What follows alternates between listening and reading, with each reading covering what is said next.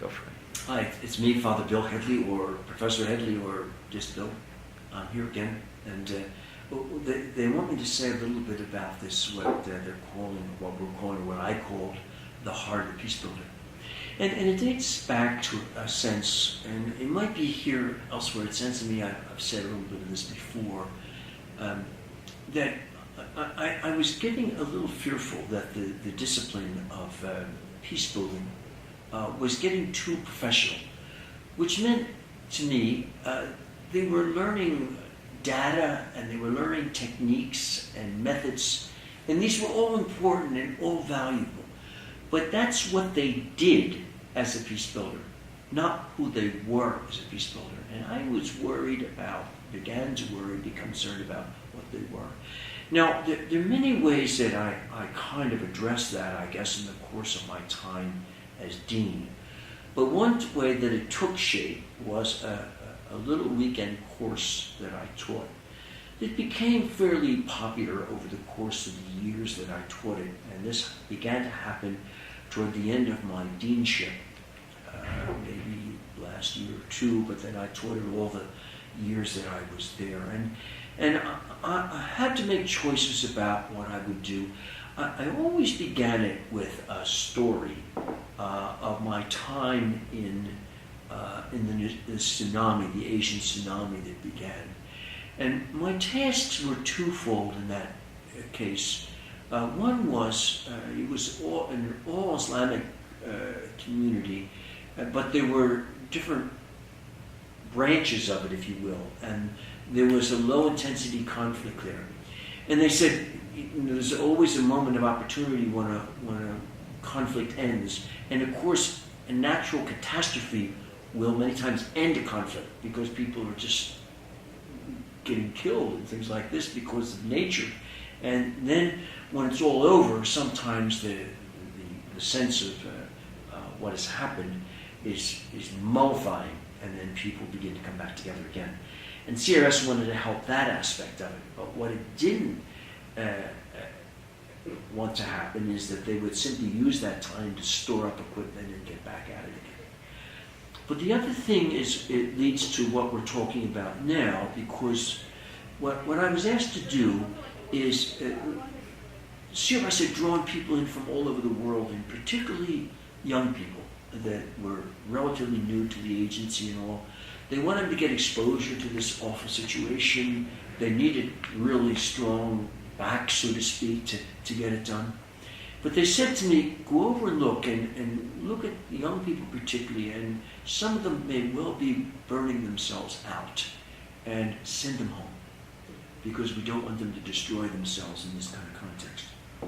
And where I go in the class on this, and that's what I was using this for as a lead, is I would say to them, look, if you don't have some real sense of yourself, both caring for yourself and knowing what sort of motivates you and drives you and gives you strength, and you go into a situation like this, you could be overpowered by it in some way.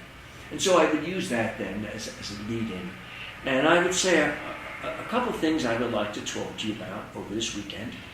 One is, and I was kind of cute, I guess, I called it the ultimate horizon. I wanted to stay away from calling it God or Yahweh or whatever other term that you would have. So that people that were more of a secularist inclination would not be turned off.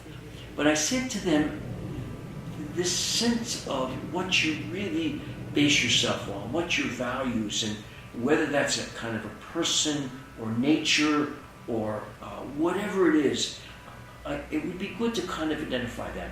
And so I would, in the course, I would go through some background that would help them get sensitized to that. And then and please stop me if you want me to articulate a little bit more.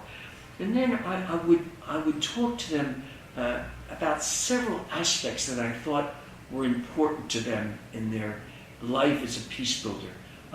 One aspect would be the mountains we all climb. I had done the great opportunity of climbing to the base camp of Mount Everest. And I had a series of slides on that. And I would use the famous Campbell. He wrote a book years ago, back in the 40s, called Thousand Faces of the Hero. Thousand Faces of the Hero. It's similar to that, at least. And he talks about stages of life that we all kind of go through somehow. And talks about it. And he says ultimately, everybody's a hero. They really have things that they're facing and they kind of work through those. And so I actually showed the slides, and I say, this is not a slideshow as such. I want you to look at the stages that are here that I experienced in this maybe most difficult experience, physical experience of my life. And I want you to be thinking of yourself in your life. And it's really good. I gave this at the university one time in a whole other context. And a young woman came to me months later and she said, I went over to base camp and I walked that walk just as you did because I was so taken with this particular phase of things. But then I talk about the other.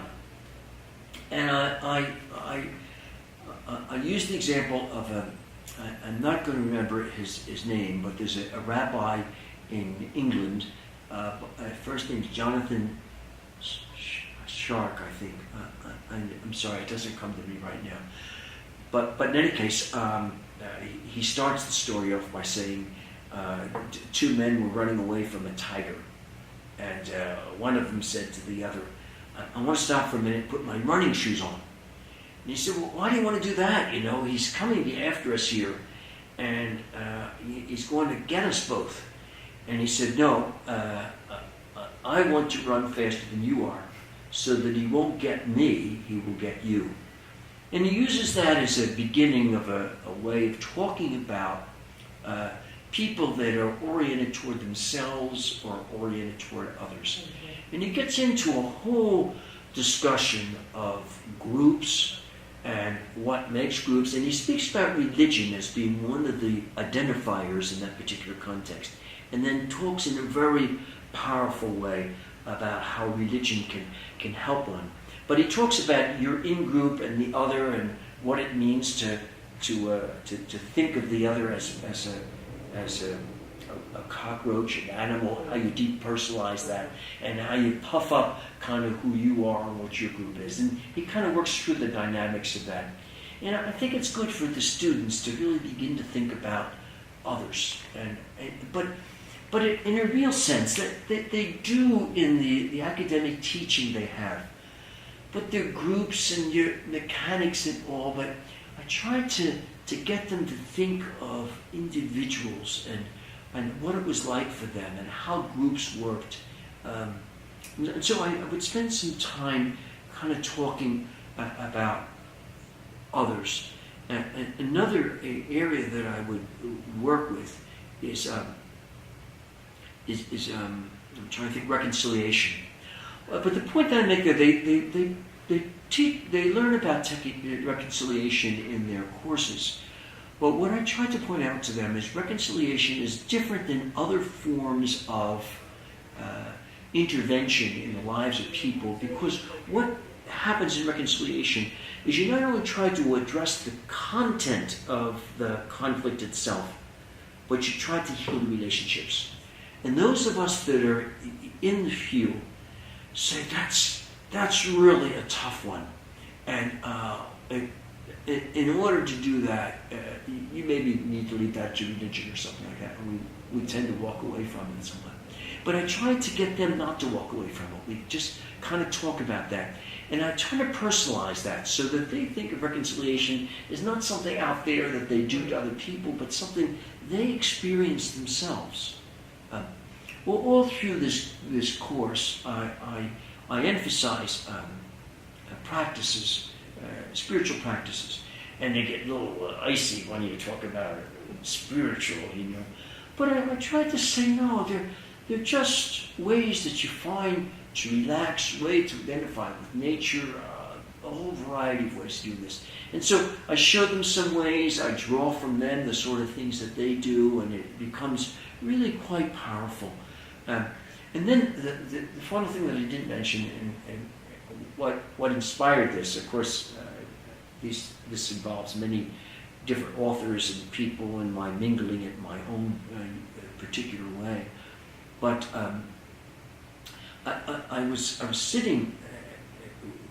I don't want to mention any names, but a new class had come in, and the faculty and the dean were talking them out all the wonderful things they were going to do and how great they were and all of this. And I found myself saying, life isn't like that all the time, you know? It just doesn't go well sometimes. And so I put a unit in the same class called Falling Upward. And it makes this simple point that sometimes the greatest learning that you have in doing life is when you're at the bottom.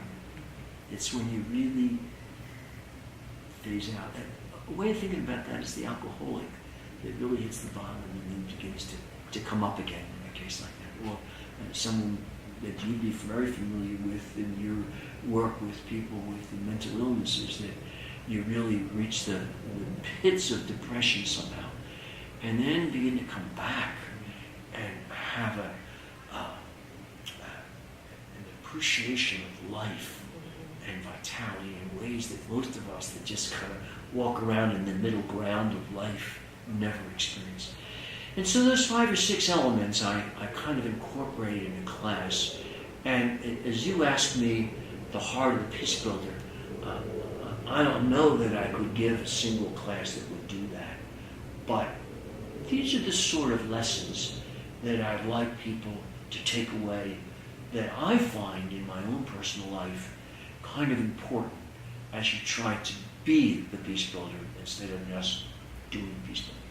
Isn't it on some level that you have to, as a Peacebuilder, make sure you're taking care of your own heart before you can kind of try to take care of the heart Yes. of others that you might be able to start? Yeah. Right? This is all about you, and Right. that's what this class is Right. for. And self-care is a good summary expression for it. You're Yeah. really right. Yeah. Yes.